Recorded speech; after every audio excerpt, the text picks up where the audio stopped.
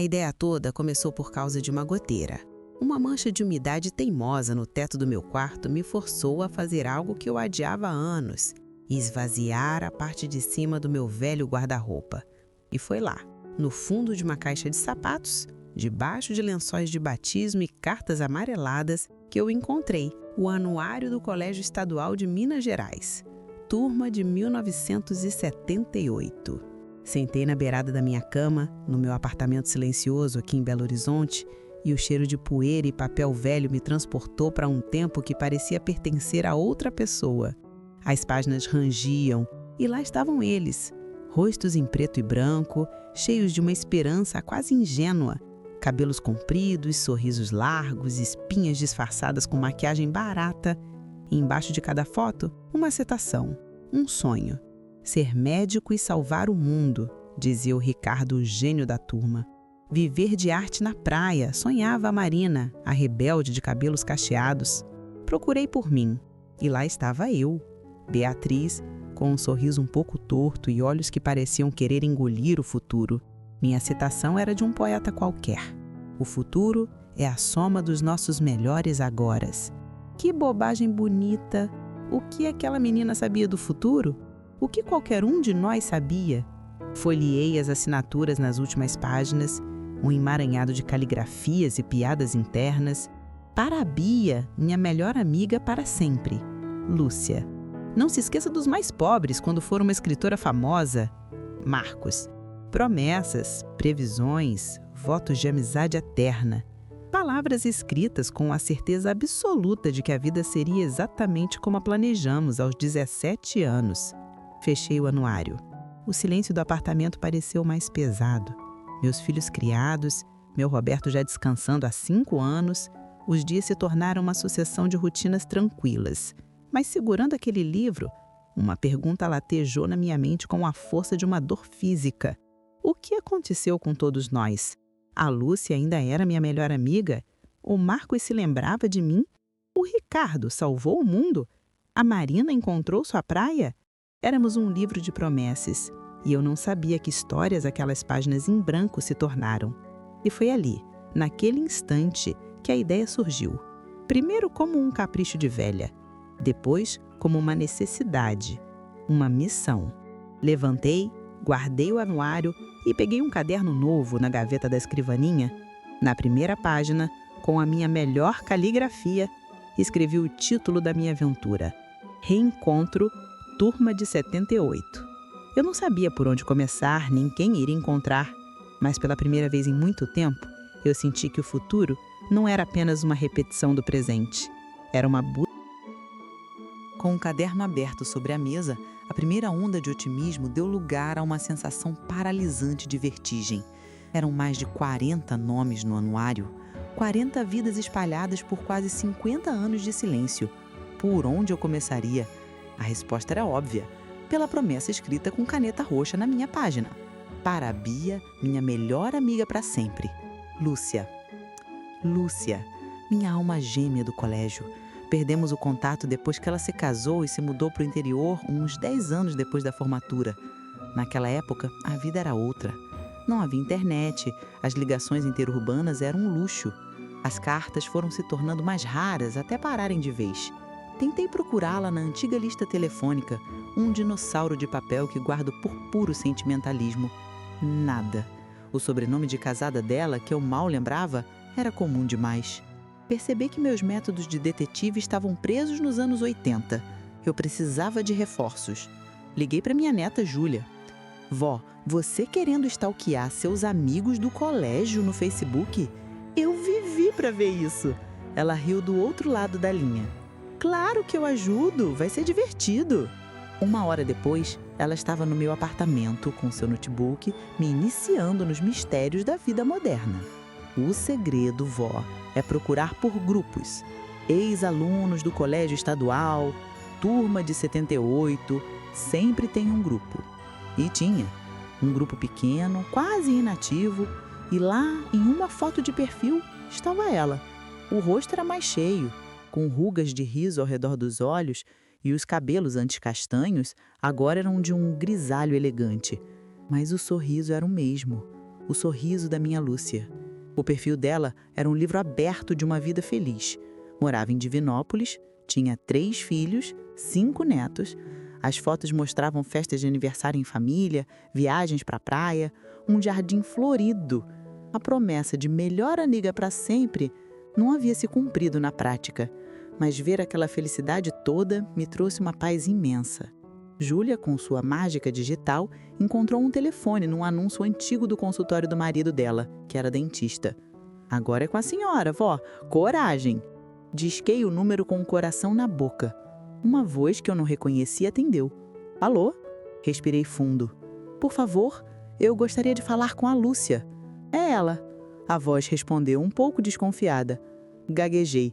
"Lúcia, aqui é a Beatriz, do estadual, da turma de 78. Houve um silêncio do outro lado. Um silêncio tão longo que achei que ela ia desligar. E então um grito agudo. "Bia! Beatriz! Pelo amor de Deus, não pode ser! É você mesma!" Voz embargou e eu senti meus olhos marejarem. Naquele instante, 45 anos de distância evaporaram. Era como se tivéssemos nos falado na... Conversamos por mais de 2 horas. Colocamos décadas de vida em dia, rindo, chorando, nos maravilhando com as voltas que o mundo deu. E quando eu finalmente contei sobre a minha ideia maluca de um reencontro, a resposta dela foi imediata e cheia de entusiasmo. "Bia, mas é a melhor ideia que você teve em 50 anos. É claro que eu ajudo." "Peraí, eu tenho o telefone da Sandra. E o Paulinho, que virou meu cunhado, lembra? Ele deve saber do resto do pessoal do time de vôlei." Quando desliguei o telefone, o sol da tarde entrava pela minha janela e o apartamento não parecia mais tão silencioso. Eu olhei para o meu caderno.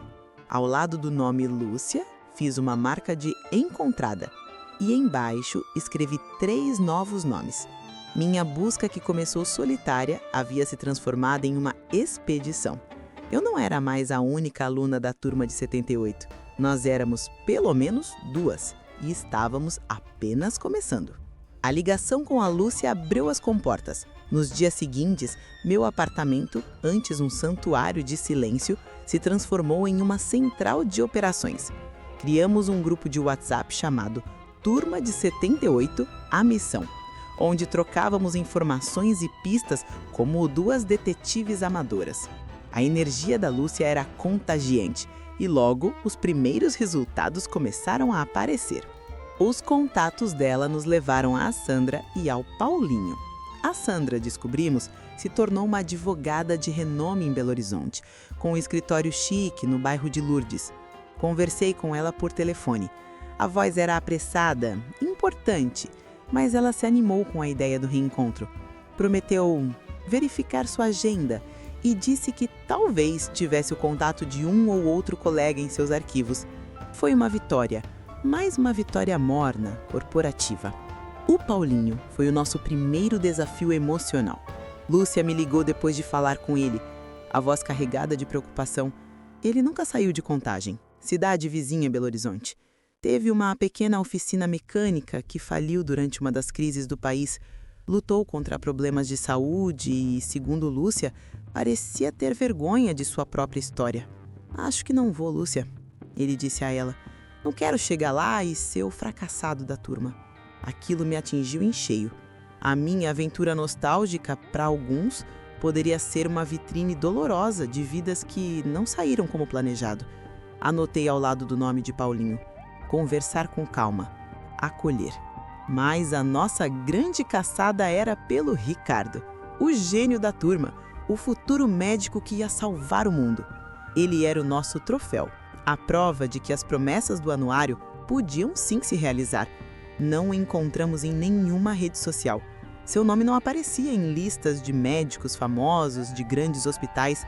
Lúcia, com sua teimosia, passou uma tarde inteira no site do Conselho Regional de Medicina. Encontrou o registro dele, o número do CRM, mas o endereço era de 20. A pista decisiva veio de um jeito inesperado. Em uma busca mais profunda, encontramos um blog antigo de um projeto humanitário que mencionava o Dr. Ricardo Almeida, de Belo Horizonte. Havia uma foto dele, já um homem de meia idade, o rosto marcado pelo sol, abraçando uma criança em algum lugar da África. Foi através do nome desse projeto que finalmente encontramos o perfil de seu filho, um rapaz chamado Léo. Com o coração apertado, tomei a liberdade de lhe enviar uma mensagem, explicando quem eu era e a nossa busca. A resposta chegou na manhã seguinte. Prezada Dona Beatriz, que surpresa e que emoção receber sua mensagem. Meu pai falava muito pouco da época do colégio, mas falava com um carinho imenso. Ele realizou o sonho dele, à sua maneira. Passou mais de 20 anos trabalhando com os Médicos Sem Fronteiras. Esteve no Haiti depois do terremoto, em Serra Leoa durante a epidemia de Ebola e em incontáveis zonas de conflito. Ele dizia que não podia salvar o mundo inteiro, mas que podia salvar o mundo de uma pessoa de cada vez. Infelizmente, meu pai faleceu há 3 anos. Contraiu malária em sua última missão, na Nigéria. Ele voltou para o Brasil, lutou muito, mas não resistiu. Ele foi um herói, o meu herói. Fico imensamente feliz em saber que os amigos da juventude ainda se lembram dele. Li a mensagem com as lágrimas escorrendo pelo meu rosto. Desliguei o computador e fui para a janela. O gênio da turma de 78 não estava mais entre nós, mas ele havia cumprido sua promessa. Ele salvou seus mundos. Naquela tarde, conversei com Lúcia por vídeo. Choramos juntas. Bia, ela me disse com os olhos vermelhos, acho que o nosso reencontro não é só para a gente se abraçar, é para a gente se lembrar, para contar a história de quem eles foram. Peguei meu caderno.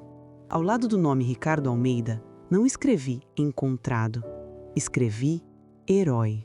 E desenhei uma pequena estrela. A nossa missão havia se tornado mais profunda, mais triste e infinitamente mais importante. A história de Ricardo nos mudou, a Lúcia e a mim. A nossa busca, que começou com uma aventura nostálgica, agora parecia ter um peso sagrado. Não estávamos apenas juntando nomes para uma festa, estávamos resgatando legados.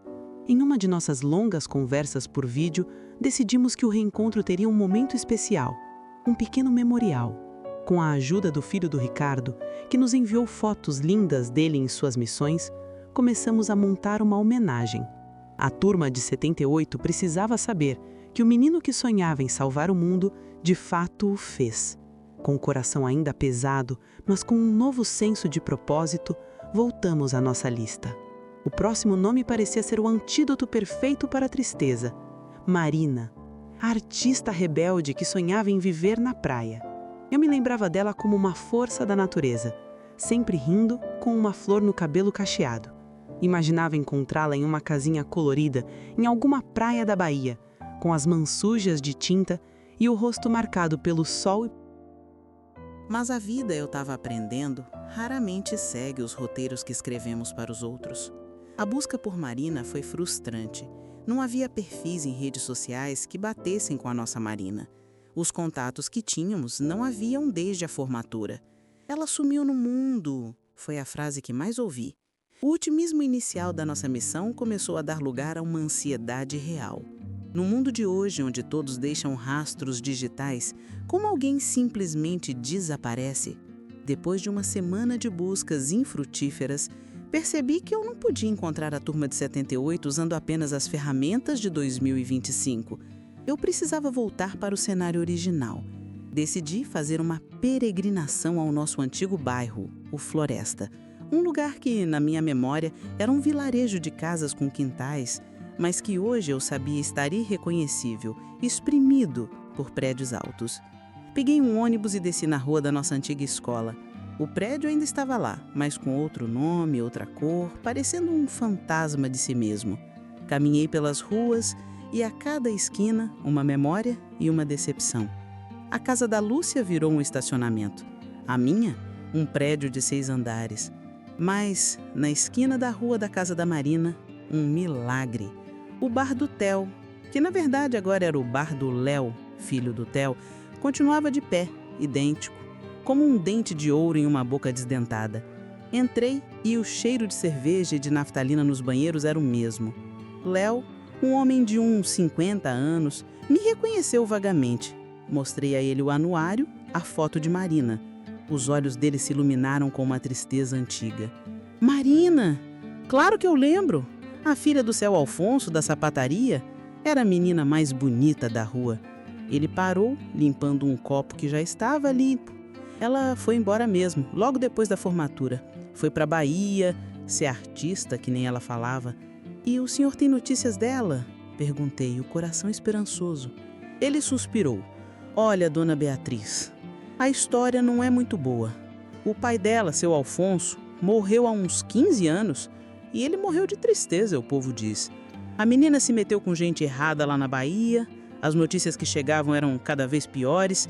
A última coisa que a gente soube, há muitos anos, é que ela se foi, jovem demais. Ninguém sabe direito de quê, virou uma lenda triste aqui no bairro. Saí do bar e o sol da tarde pareceu frio. Sentei-me em um banco na praça em frente e chorei. Chorei pelo Ricardo, o herói, e chorei pela Marina, a estrela cadente. O sonho dela de viver de arte na praia, que parecia tão romântico, havia se tornado um pesadelo. A realidade era muito mais cruel do que as nossas fantasias. Voltei para casa e peguei meu caderno. Ao lado do nome Marina, desenhei a mesma estrela que desenhei para o Ricardo. 2 vidas, 2 destinos tão diferentes. Entendi naquele momento que a minha missão não era apenas encontrar pessoas, era encontrar as histórias, todas elas, as de sucesso, as de luta, as heróicas e as trágicas. O nosso reencontro seria uma colcha de retalhos, tecida com os fios brilhantes e também com os fios escuros de 45 anos de vida. O peso das mortes de Ricardo e Marina ficou comigo por dias. A minha busca, que começara com uma curiosidade leve, agora parecia uma caminhada por um cemitério de sonhos. Lúcia e eu conversamos e concordamos que precisávamos de uma história feliz, precisávamos de uma vitória.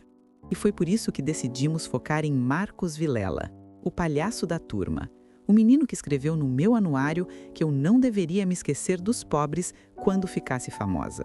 A busca por ele foi o oposto da de Marina. Foi ridiculamente fácil. A primeira busca no Google revelou tudo. Marcos Vilela não era apenas um escritor, era um dos autores de literatura infantil mais amados do Brasil. Ganhador de prêmios com livros traduzidos para uma dúzia de idiomas. As fotos mostravam um homem de cabelos grisalhos e o mesmo sorriso maroto de sempre, cercado por crianças em feiras de livros. Senti uma onda de orgulho, como se o sucesso dele fosse um pouco meu também. O desafio não era encontrá-lo, mas alcançá-lo. Figuras públicas vivem atrás de muralhas de agentes e assessores. Mas o destino, ou talvez o algoritmo, estava do meu lado. Descobri que ele daria uma palestra em um evento literário no CCBB, aqui mesmo em Belo Horizonte, na semana seguinte. Era a minha chance. No dia do evento, me senti um peixe fora d'água. O auditório estava lotado de pais, professores e crianças, e eu, uma senhora com um anuário de quase 50 anos, debaixo do braço. A palestra dele foi maravilhosa, engraçada, inteligente, cativante. O mesmo Marcos que fazia toda a turma rir, agora encantava uma nova geração. No final, uma longa fila se formou para a sessão de autógrafos. Entrei na fila, o coração batendo como o de uma adolescente. Quando chegou a minha vez, ele me deu seu sorriso profissional, pronto para assinar mais um livro. Olá, para quem eu dedico? Eu não disse nada. Apenas empurrei o meu anuário aberto pela mesa, na página que ele havia assinado em 1978. Acho que a dedicatória já está aí, eu disse. Ele olhou para a página, para a caligrafia garranchuda de um menino, franziu a testa. E então levantou os olhos lentamente para o meu rosto. O sorriso profissional se desfez, substituído por uma expressão de pura incredulidade. Ele ficou me encarando por uns 10 segundos. Bia? Ele sussurrou, quase inaudível. Beatriz? Pelo amor de Deus! Ele se levantou, ignorando a fila, deu a volta na mesa e me deu um abraço desajeitado, ali na frente de todo mundo. Eu não acredito nisso, ele... Depois que a confusão se acalmou, ele insistiu que tomássemos um café. A conversa fluiu como se não tivéssemos perdido um único dia. Ele era o mesmo Marcos, engraçado, rápido, cheio de vida. Falei da minha missão de reunir a turma, das nossas descobertas, das perdas. Ele ficou visivelmente emocionado ao saber da história de Ricardo e entristecido com o fim de Marina.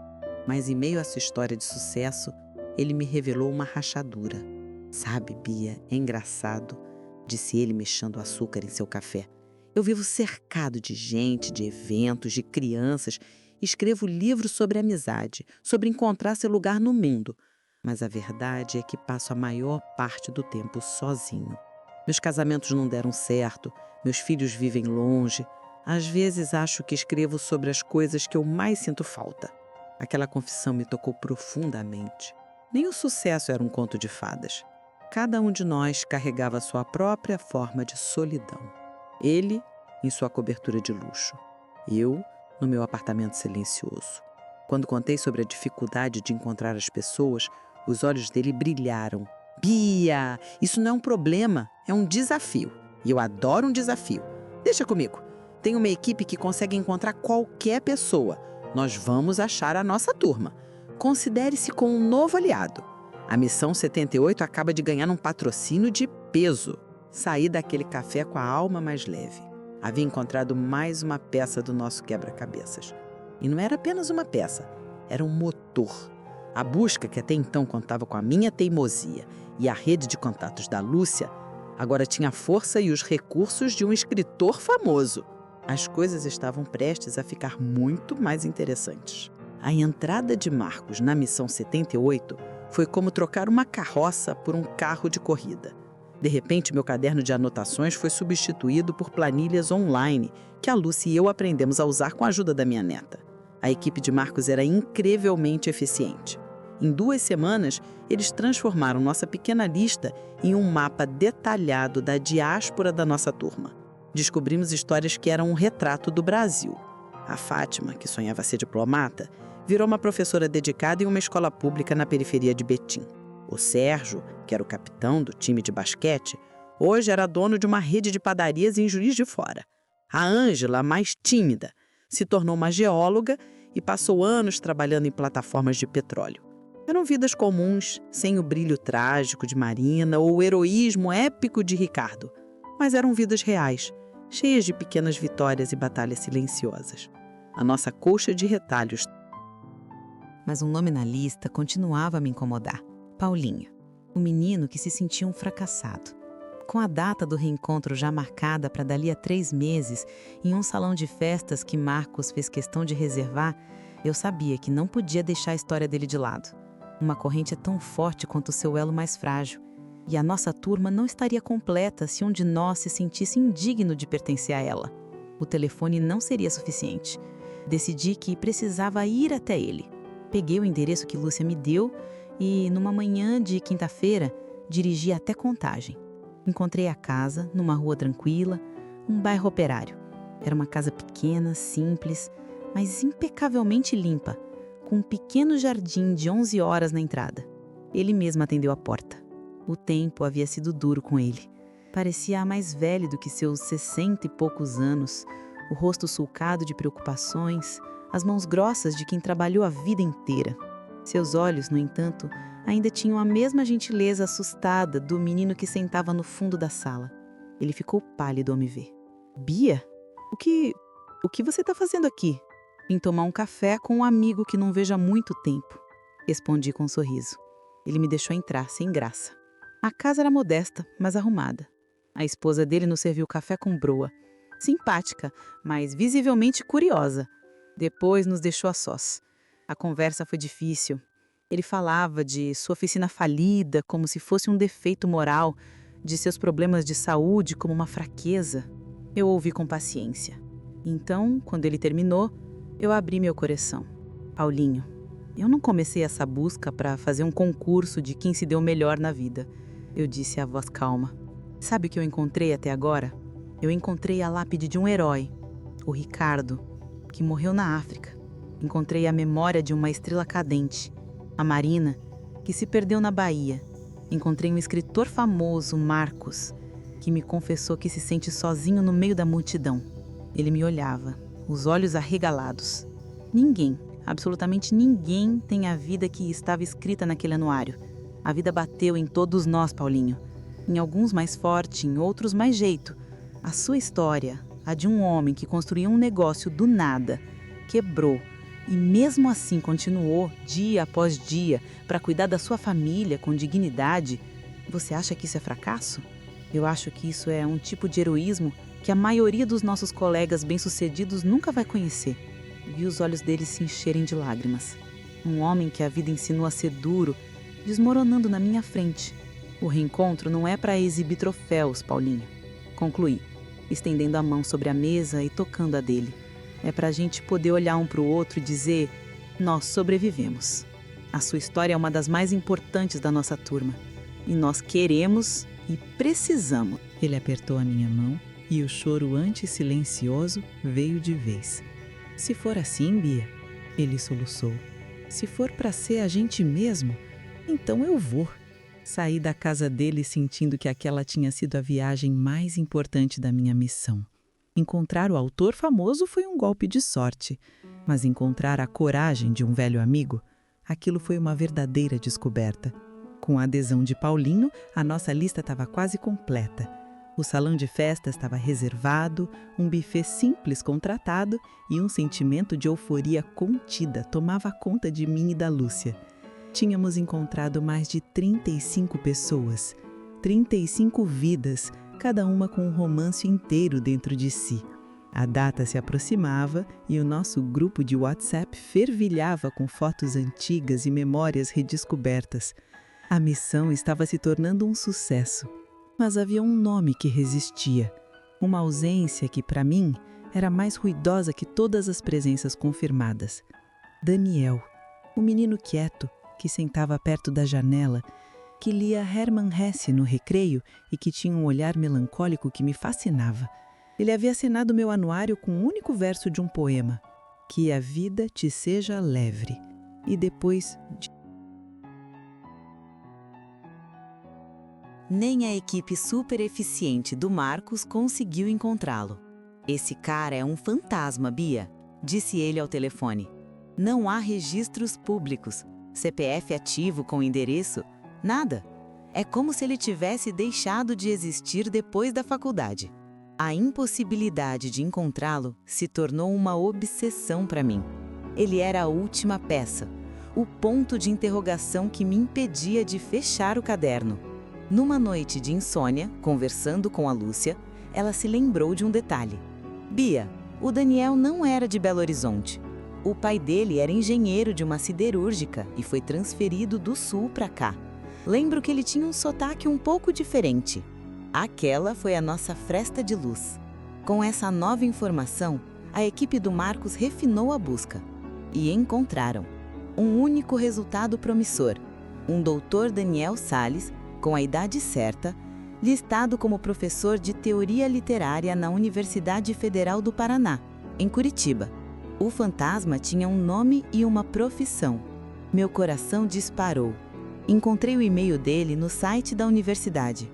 Passei uma tarde inteira para escrever 5 linhas. Apresentei-me, falei da turma de 78, do reencontro. Enviei o e-mail com a sensação de estar jogando uma garrafa ao mar. A resposta veio 2 dias depois. Era curta, formal e educada. Prezada senhora Beatriz. Sim, sou eu. Agradeço a gentileza da lembrança e do convite. No entanto, minha vida tomou rumos que me distanciaram bastante daquela época. E não sou muito afeito a eventos nostálgicos. Desejo a você e aos demais colegas Foi como levar um soco. Um balde de água fria educado e bem escrito. Senti uma pontada de decepção, de rejeição, que me surpreendeu. Era o fim da linha. O último fantasma queria continuar sendo um fantasma. Com o coração pesado, comuniquei aos outros que Daniel havia sido encontrado, mas que não viria. Mas a história não havia acabado. 3 dias depois, um novo e-mail dele chegou. Prezada Beatriz, peço que perdoe a frieza da minha resposta anterior. Sua mensagem despertou ecos que eu mantinha em silêncio há muito tempo. Há motivos para o meu distanciamento do passado, motivos que me impedem de celebrar com todos vocês. No entanto, a ideia de que você, justamente você é quem está reunindo a todos, me fez pensar. Eu estarei em Belo Horizonte na semana que vem para o aniversário de minha mãe e eu gostaria de te ver, a sós. Há algo que eu preciso te entregar. Algo que eu guardo comigo desde 1978. Por favor, me diga se aceita me encontrar. Atenciosamente, Daniel. Li o e-mail 3 vezes. O que ele guardava há 45 anos? Por que ele não podia ir à festa, mas queria me ver? A minha missão, que parecia ter chegado ao fim, de repente se abriu para um último capítulo.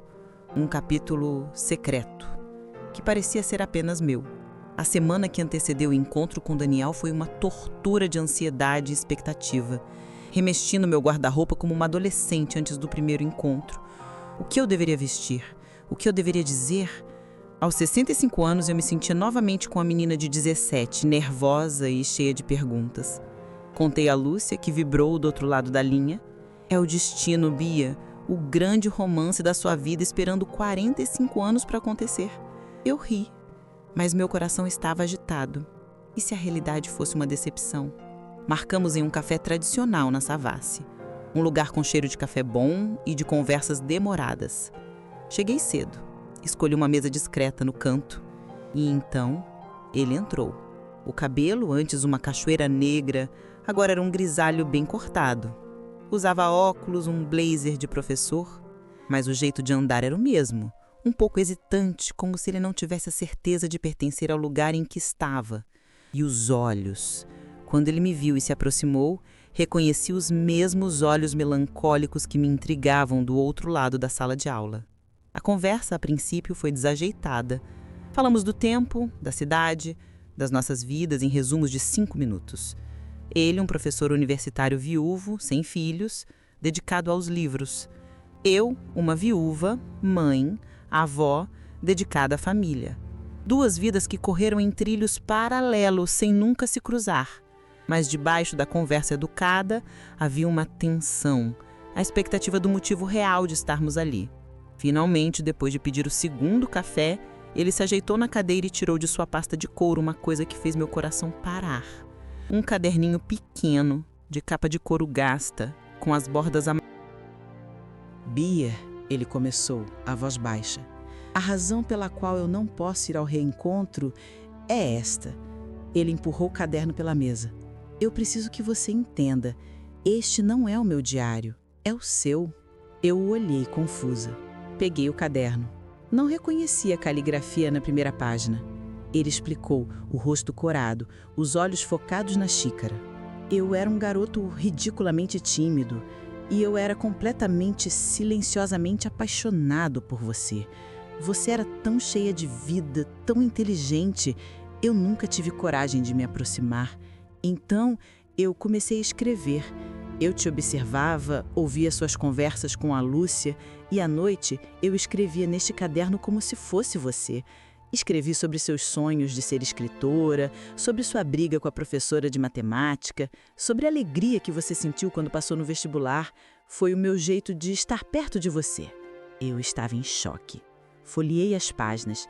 Eram crônicas da minha própria adolescência, escritas por ele, com uma precisão assustadora. Eu guardei isso por todos esses anos, ele continuou, como uma relíquia de um tempo, de um sentimento que me moldou. E é por isso que não posso ir. Seria demais enfrentar todo mundo, reviver tudo isso em público. Mas eu precisava que você soubesse. Precisava te entregar isso. Ele abriu na última página. Eu parei de escrever no dia da formatura. E na última folha, eu finalmente tive a coragem de escrever para você. Não mais como você. Ele se levantou. Eu vou indo, Bia. Por favor, diga aos outros que eu mandei um abraço e que desejo tudo de bom.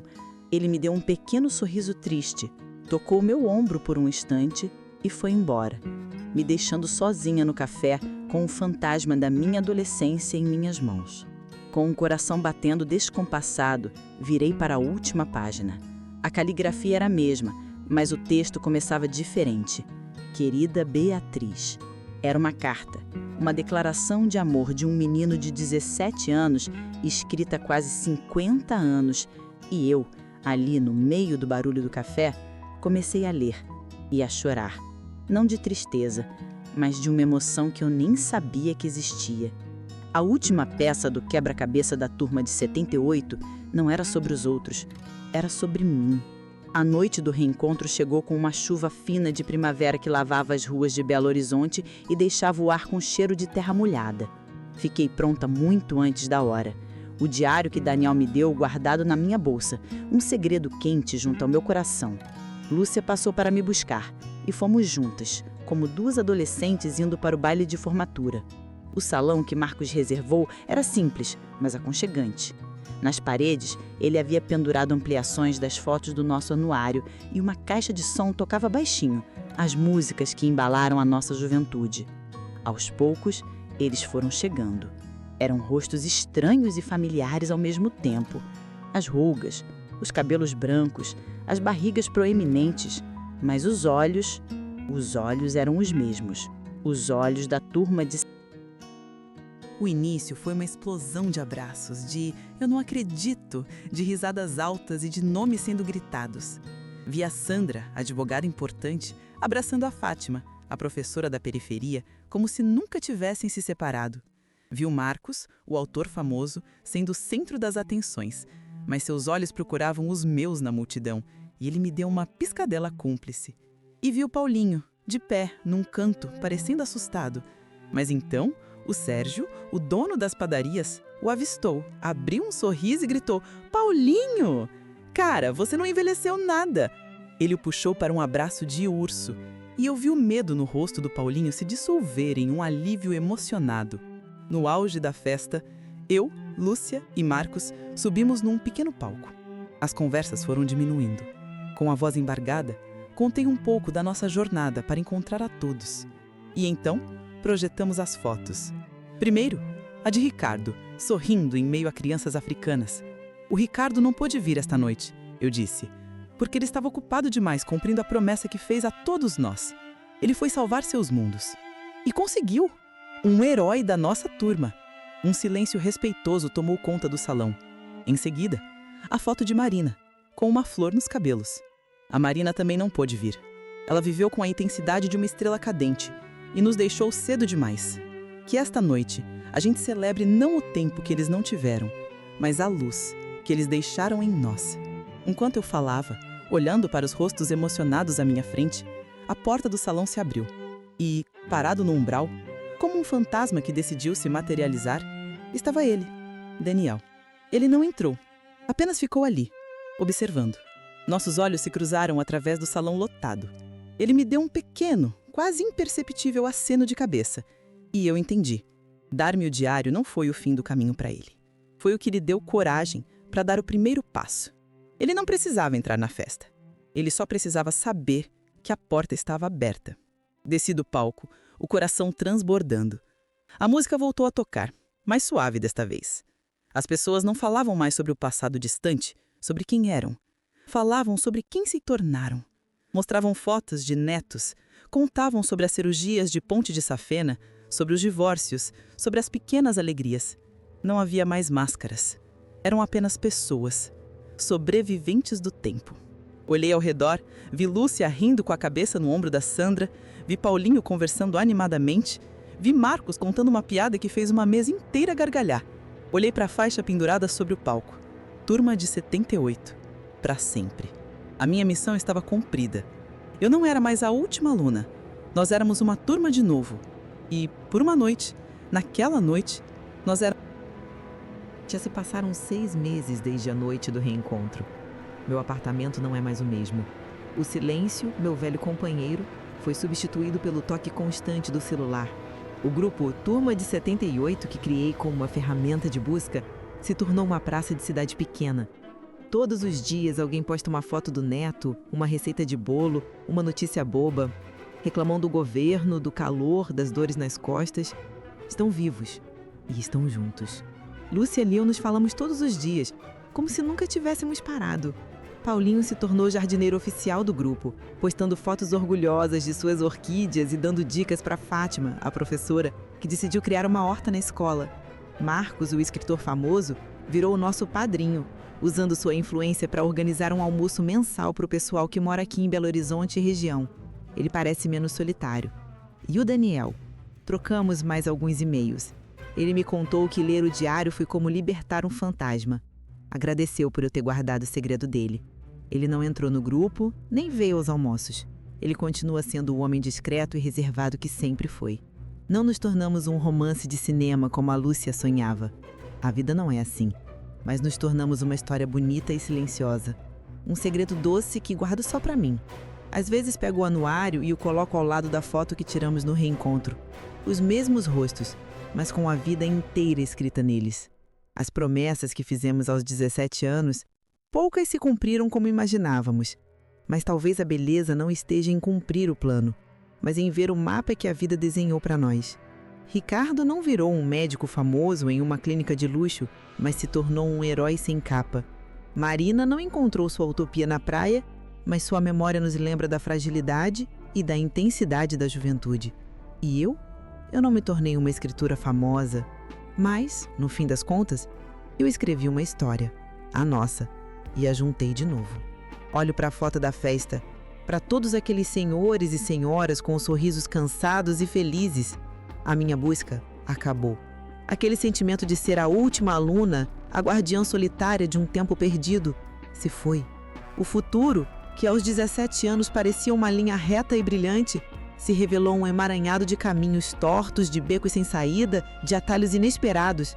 E tá tudo bem, porque a lição mais importante que a turma de 78 me ensinou 45 anos depois é que a jornada não precisa ser perfeita para ser extraordinária.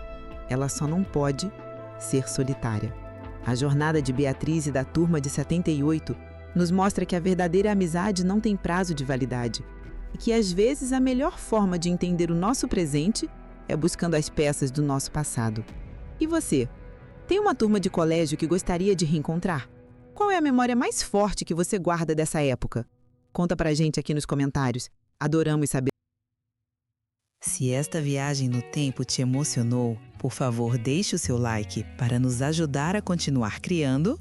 E, se você é novo por aqui, inscreva-se no canal Histórias Emocionantes Longas e faça parte da nossa comunidade. Ative o sininho para não perder. Um grande abraço!